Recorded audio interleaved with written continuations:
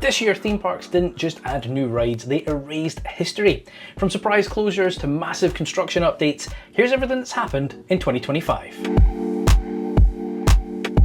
Right, this year, theme parks said goodbye to more rides than anybody expected.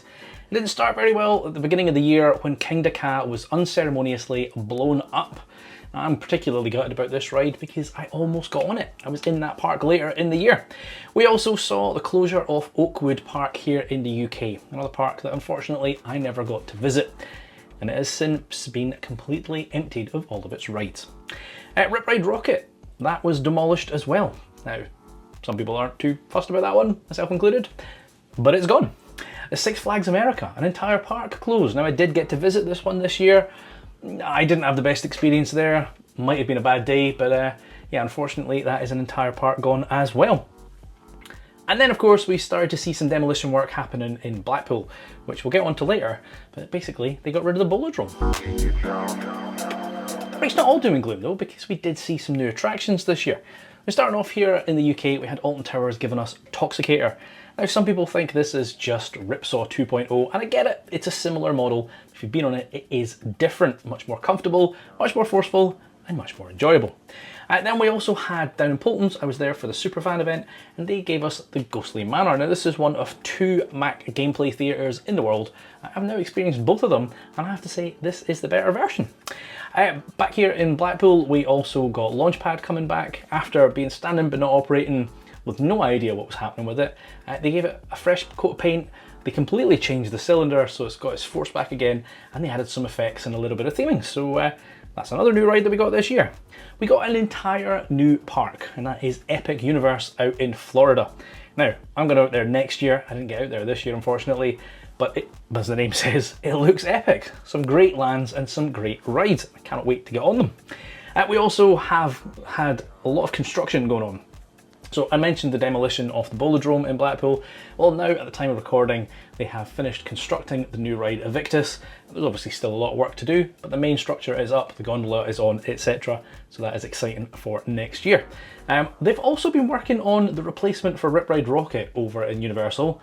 But one thing I do kind of like about Universal is that Disney announce things way in advance and may fail to deliver, or you know, the hype's gone by the time it happens. Universal just start building something and don't tell you. And then towards the end they go, oh yeah, we're building this thing. So none of us know. There's rumours of Ghostbusters, there's rumours of Fast and the Furious, there's rumours of Back to the Future.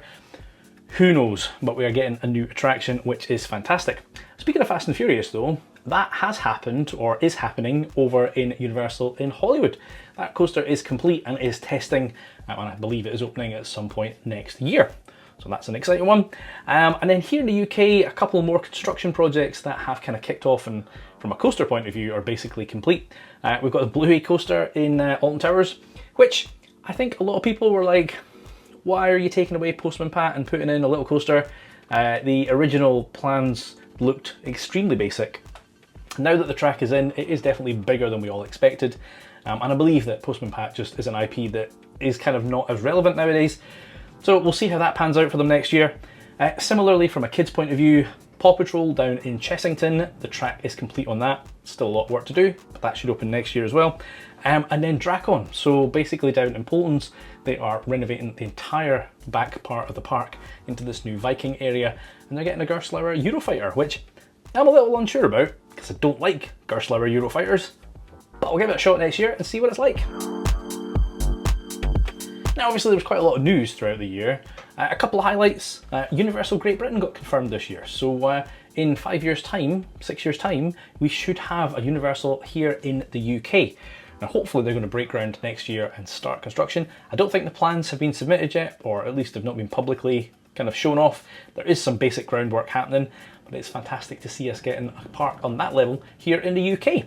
And then another park that has been constructed for quite some time now is Six Flags Qiddiya, and that will be opening on Hogmanay, or New Year's Eve if you're not in Scotland, this year. And that will feature the tallest, fastest, longest coaster that all of us laughed at when we saw the plans. We went, yeah, okay, that's never going to happen. It happened, it exists, and some people have ridden it, so that is fantastic. We also had the UK Theme Park Awards this year, and I was very grateful to be nominated for it. Not only that, but so many of you voted, I actually won gold as well. So a massive thank you to everyone who's been part of this journey. And let's see what next year brings, shall we?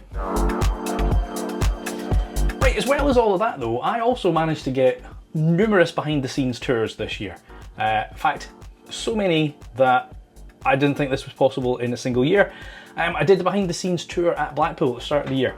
Now, this was a kind of a bit of a surprise thing. They're still running it, or have been running it, in a slightly modified state, but basically for very little money, 30 quid or something it was, 40 quid, we got to go under the flying machines, the Derby Racer, into Stageworks, Icon Station, up the Revolution evacuation platform, like tons of stuff. Fantastic to see behind a park that I really, really love. Then also this year I did a couple of walks in Alton Towers. I did Walk Wickerman, which was great, did that with my daughter. And I did Walk Oblivion, which is some great views up there.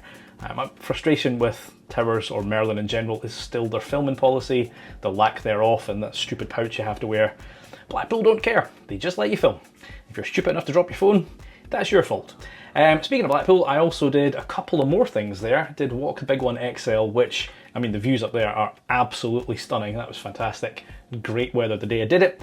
And the Valhalla Walk Beyond. Now, this one was controversial because at a price of 250 quid, a lot of people were upset that this was kind of basically for those who have a bit of money, and it was limited to 10.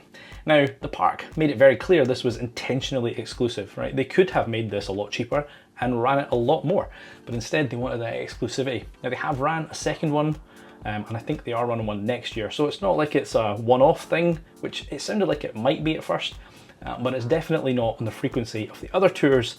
The cheaper tour runs every week. This one runs once or twice a year. So fantastic to see. That is a very, very complex ride. And although a lot of people get frustrated when things don't work, once you see how it works, you kind of have a new appreciation for why the odd thing breaks now and then, and it's a difficult machine to keep going. Another behind the scenes that I managed to get on was Compound, the scare maze in Alton Towers. Now, this one was interesting because, again, Merlin's policy, no filming, so I couldn't show you very much of this one, unfortunately. But there was a lot of people went on that tour who had not experienced the maze. And that's why they went on this tour, because it was a controlled environment. They had no idea what was in there, and you could do it in a, like, the lights weren't fully on, but it was more kind of lit up. There was no scare actors, etc. It's fascinating to see. I still find it frustrating that you've got mazes that you don't see all of. I get that that's great for going through it multiple times, but at the cost, not a big fan of that. So anyway, behind the scenes tour was fantastic. We also did some behind the scenes in America with the Your Experience Guide tour, so that was fantastic. We'll cover that trip later on. Speaking of trips then, I managed to get a significant number of them under my belt this year. Now if we stick in the UK, I finally got on Gold Rush, because last year when I went there, it hadn't opened, so I timed that one badly. So I finally got on Gold Rush, not a bad little family ride.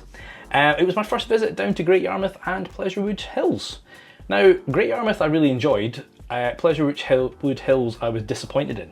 And they're so far out the way for me that I was like, I don't think I'll be back.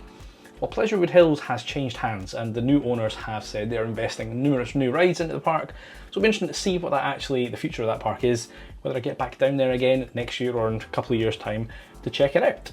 And then there was also, I went down to Creeley. Now they invited me down because they were announcing their new attraction for 2026.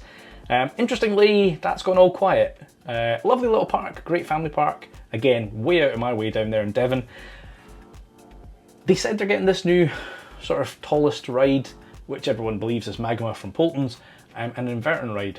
They also said, oh yeah, we'll release more details in the coming weeks. It has now been months and nothing has happened. So I'm curious what the state of that is. Pretty sure it'll still happen, I just don't know what is going on. Whilst I was down there, I also visited Breen, which was amazing because I wanted to get on Astrostorm, which some of you will know as Space Invader at Blackpool.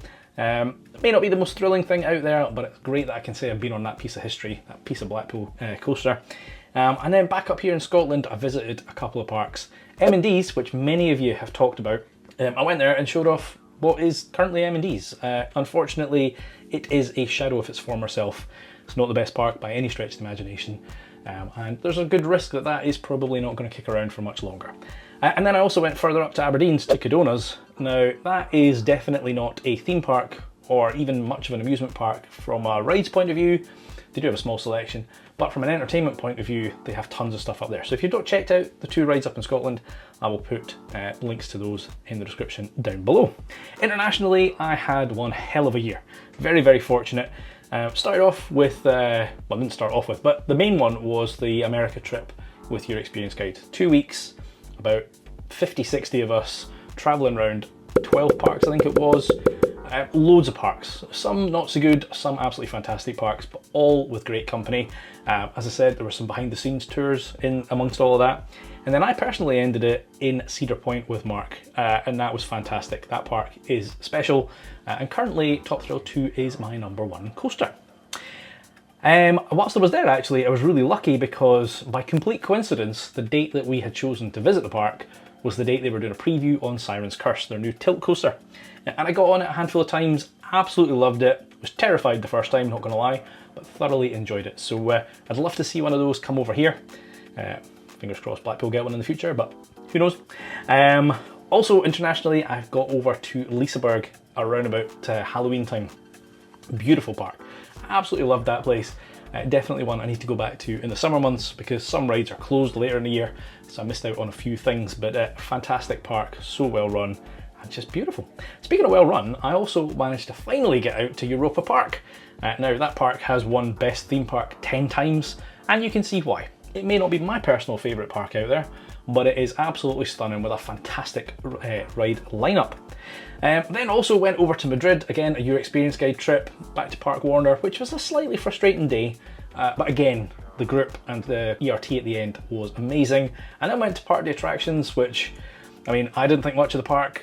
The 2 videos I've made from there haven't done very well, so I'm guessing nobody else thinks much of that park. And then around about the time this video drops, I will be in or just back from Efteling, because I'm going out there next week. Filming this in advance, obviously. And then there is the channel and the community that we are building here. Now, it's been an interesting year because I started on around, I don't know, 6,000 subscribers and well, I'm at 13,500 now, which is bonkers. So I hit 10k, did that challenge, 10 times on Valhalla and 10 times on Infusion. I'm not going to be doing that for every milestone I hit, but you know, that's that. I also did a fan challenge. So Ben, who, you know, I've spoke to many, many times, reached out to me about doing a kind of challenge in the park. So we did that. That was pretty well received. You never know, there might be a part 2 to that one. In terms of the history series that a lot of you guys asked for, so far this year, I've only managed to do the Flamingo Land series. I am working on the next one, which is Oakwood Park, but I have so much going on right now that I'm struggling to find time to do it. So it is in progress.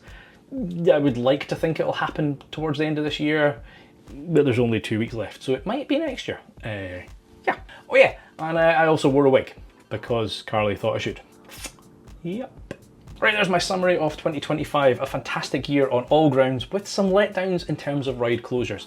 I'd love to know what your year has been like, what your highlights are and your lowlights, and what you're looking forward to in 2026. As always, I've been Chris, you've been watching Coaster Dad, and I'll see you in the next one. Adios.